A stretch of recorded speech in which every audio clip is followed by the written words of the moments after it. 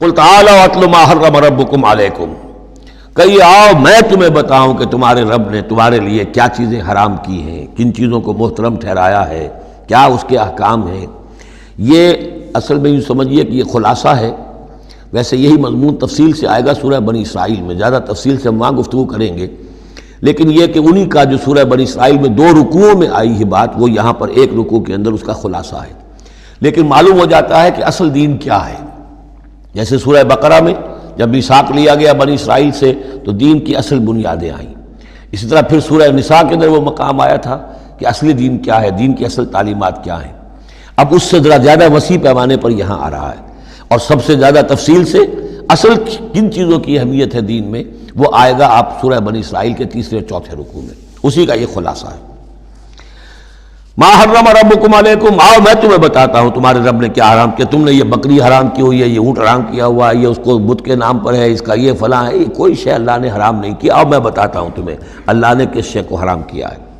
اللہ تشرکوا بہ شیئا، نمبر 1 سب سے بڑی حرام شے، سب سے بڑی اس کی کا حکم پہلا تو یہ ہے اس کے ساتھ کسی شے کو شریک نہ ٹھہراؤ۔ نمبر 2 وبالوالدین احسانا، والدین کے ساتھ احسان۔ یہ تیسرا مقام آ گیا کہ حقوق اللہ کے فوراً بعد حقوق والدین کا تذکرہ ہے۔ ولا تقتلوا اولادکم من املاق، اور اپنی اولاد کو قتل نہ کرو تنگدستی اور مفلسی کے خوف سے۔ ہمارا اپنا پیٹ نہیں بھر رہا، کیسے بھرے، کیسے پالیں ان کو۔ نحن نرزقکم وایاہم، ہم تمہیں بھی رزق دیتے ہیں، انہیں بھی دیں گے۔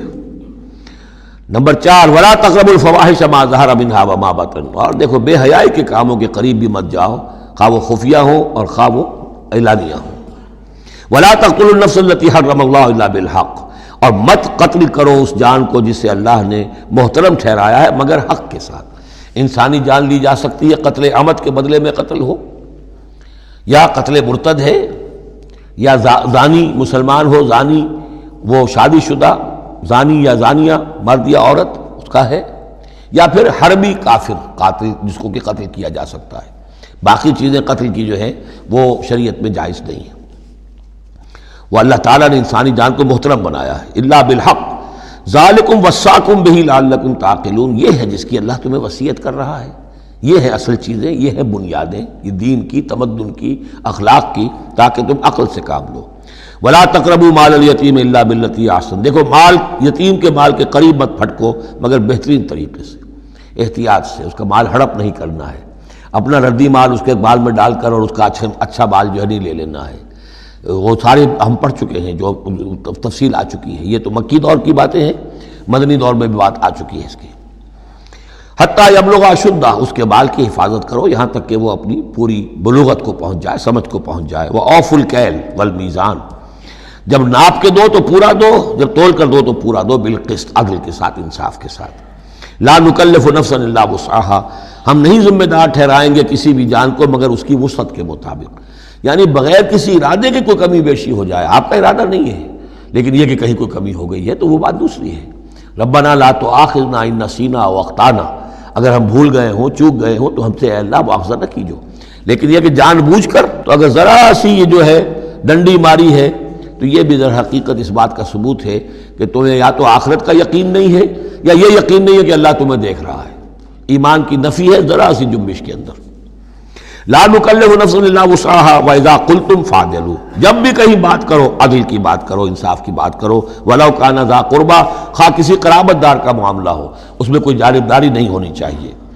وبعہد اللہ اوفوا، اور اللہ کے عہد کو پورا کرو، یعنی جو بھی عہد کیا جائے اللہ کے نام پر، اللہ کے حوالے سے، اللہ کی قسم کھا کر اس کو پورا کرو۔ سب سے پہلے تو جو اللہ سے عہد کیا ایاک نعبد و ایاک نستعین، اس کو پورا کرو۔ جو عہد کیا تھا دنیا میں آنے سے پہلے الستو بربکم قالوا بلی، اس کو پورا کرو۔ ذالکم وصاکم بہ لعلکم تذکرون، یہ ہیں وہ چیزیں جن کی اللہ تمہیں وصیت کر رہا ہے۔ یہ چیزیں ہیں کہ جو اہمیت کی حامل ہیں، یہ ہے انسانی کردار کی عظمت کی باتیں۔ لعلکم تذکرون، تاکہ تم نصیحت اخذ کرو۔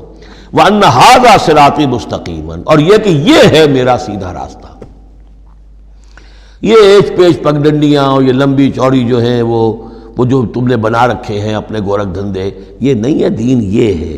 وَأَنَّ هَذَا صِرَاطِي مُسْتَقِيمًا فَاتَّبِعُوهُ، بس اس کی پیروی کرو۔ وَلَا تَتَّبِعُوا السُّبُلَ، اور اس کو چھوڑ کر دوسرے راستوں پر نہ پڑ جاؤ، فتفرق بکم عن سبیلہ، کہ وہ تمہیں لے کر اللہ کے راستے سے متفرق ہو جائیں، ادھر چلا جائے ادھر چلا جائے، یہ پگڈنڈی ادھر جا رہی ہے وہ پگڈنڈی ادھر جا رہی ہے، تم سواء السبیل پر سیدھے راستے پر قائم رہو۔ ذالکم وصاکم بہ لعلکم تتقون، یہ ہے وہ چیزیں جن کی اللہ تمہیں وصیت کر رہا ہے تاکہ تم بچو یا تاکہ تمہارے اندر تقوی پیدا ہو جائے۔